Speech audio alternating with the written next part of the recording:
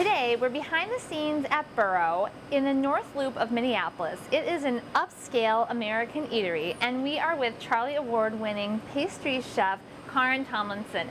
So I've actually eaten your pastries and baked goods, and they are worth bragging about. Let's see your award. You deserve props because they are incredible, and I've had a variety of them here at Burrow, and that's what I love about it is you talk about the variety, but you keep a staple on the menu always. So how do you choose the desserts for your menu? I always like to have some very down-to-earth American staple items, and the one that's most special to me is the apple pie.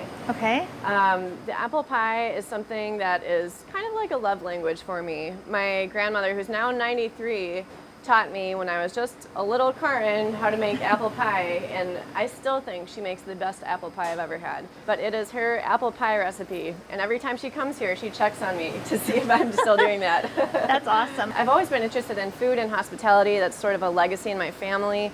But we don't really have many professional cooks in our family, so that was kind of a new thing with me. And went to France for a while, studied there, came back through networking and opportunity, have landed here, and I thought it would be really a neat opportunity to explore the world of pastries in such an exciting environment as Burrow. Let's get started. All right. So I have a few things set up here. I always like to start, I like to measure out my ingredients first. But the first step that I start with is getting the apples ready. I've started so many times, I've been making apple pie, I'm kind of sleepy, I'm just getting a bunch of things done. I make the crust and then realize, oh, I don't have apples, and that's kind of a setback, so let's not do that. Major setback, no apples. I like to use tart, firm apples. Granny Smiths are a great option, they're available year-round. But I always like an apple that's not too sweet. So we start by peeling them.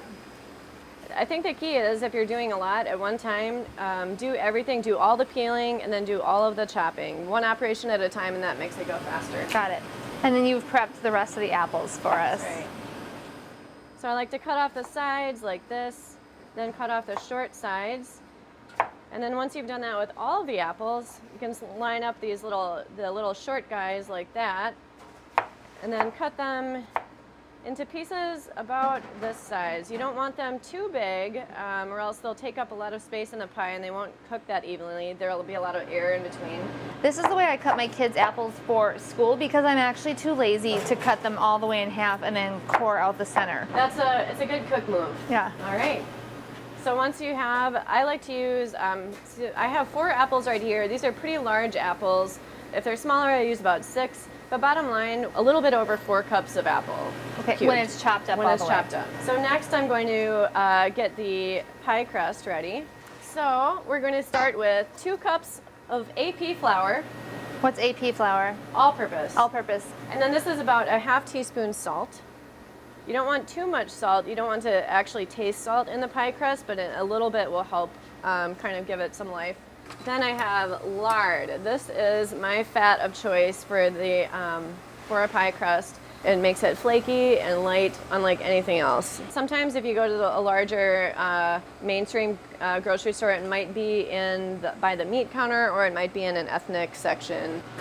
And that was how much? You said a cup or a half cup? That is 2/3 cup. A scant 2/3 cup. So about in between. A scant. Yes, I'm giving you my grandmother's recipe. Okay. That's what she told me. So it's a smidge under 2/3. Yes. Scant, smidge.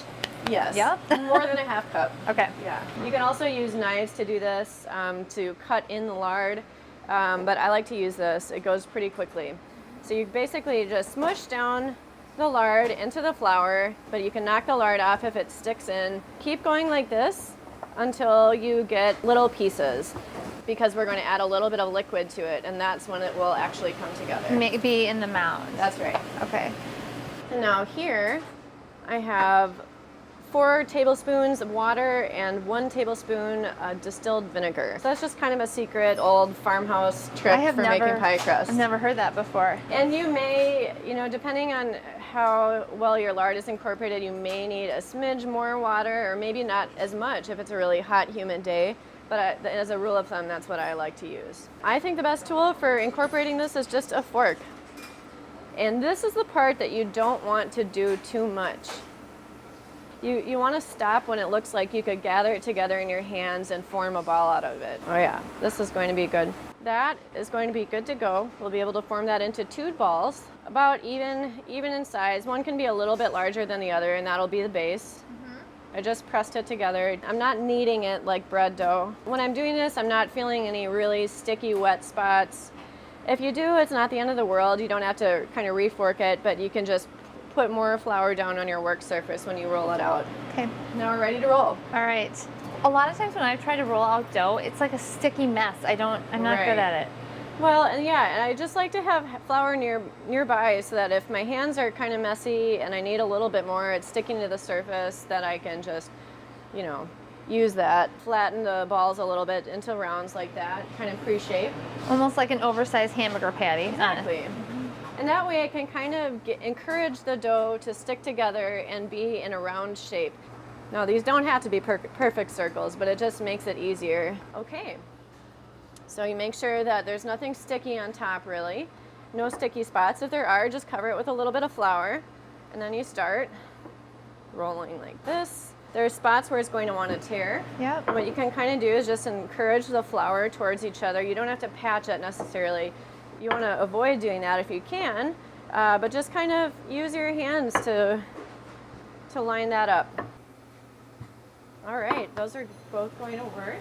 Okay. And now, one thing I like doing if I'm not using a pastry cloth is just kind of putting a long, flat spatula underneath the crust to make sure that it won't stick. That is the most frustrating thing. I was just about to say that's going to be very frustrating. Right, Yeah. if you get just the perfect circles, really good looking crusts, and then go to lift up the crust, and then half of it rips off. Yeah. It's really frustrating. If it happens, it's not the end of the world. There's always a way to fix it. But now I'm going to lift it. You use your rolling pin to lift it Yes. into the pan. Exactly.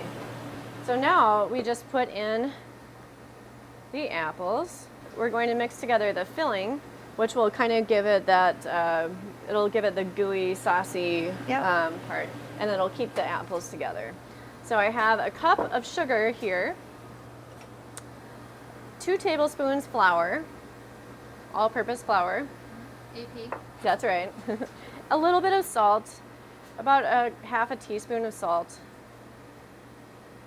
And that is a really important ingredient. If you don't have that, it will not taste very good.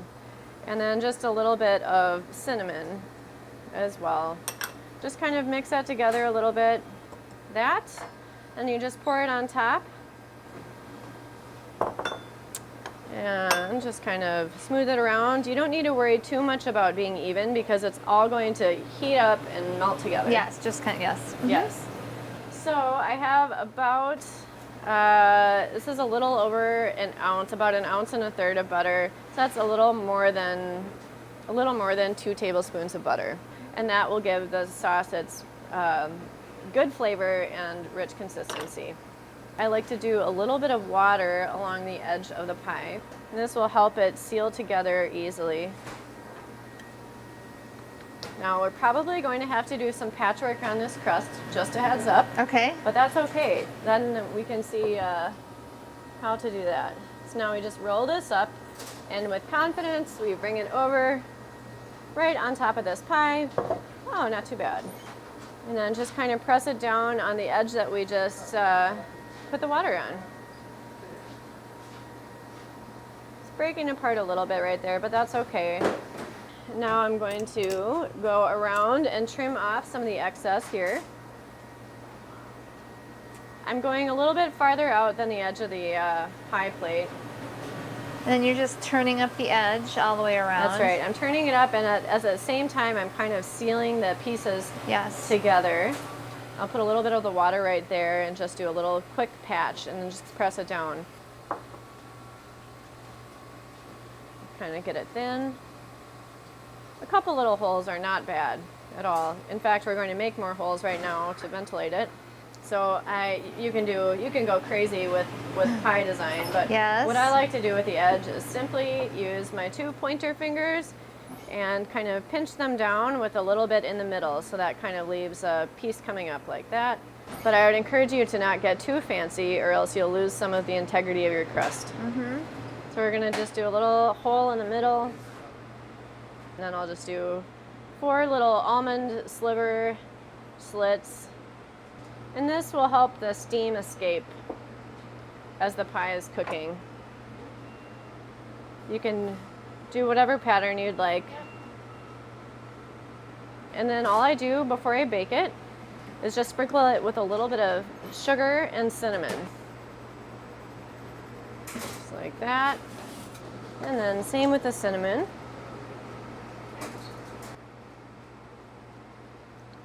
And your pie is ready to bake. I bake it for 15 minutes on 425. Okay. You can just use a still oven. It doesn't need to be a convection oven. After 15 minutes is up, you simply turn it down to 350 and Just let that it will work settle. out. Just let it settle. Keep it in the oven. How will I know, you said 45 to 48 minutes, how will Yeah. I know my pie is done?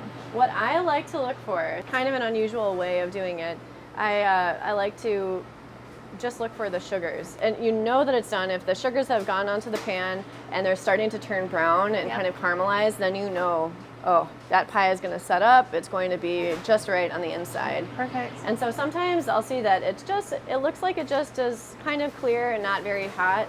I'll give it a few more minutes. Okay. It never hurts to give it a few more minutes. And if it's starting to get too toasty on top, then you can put some tin foil over the whole thing. And the inside will continue to bake, but the crust won't get as brown. Karen, that Voila. looks delicious. I cannot wait to try a slice. Can I try a slice? Absolutely. Thank you so much for teaching us this recipe. I think I can even tackle it. Oh yeah. For the recipe and an extended version of this segment, visit thehappyhouse.com. For this complete recipe and to see an extended version of this segment online, visit thehappyhouse.com. Thanks for joining us.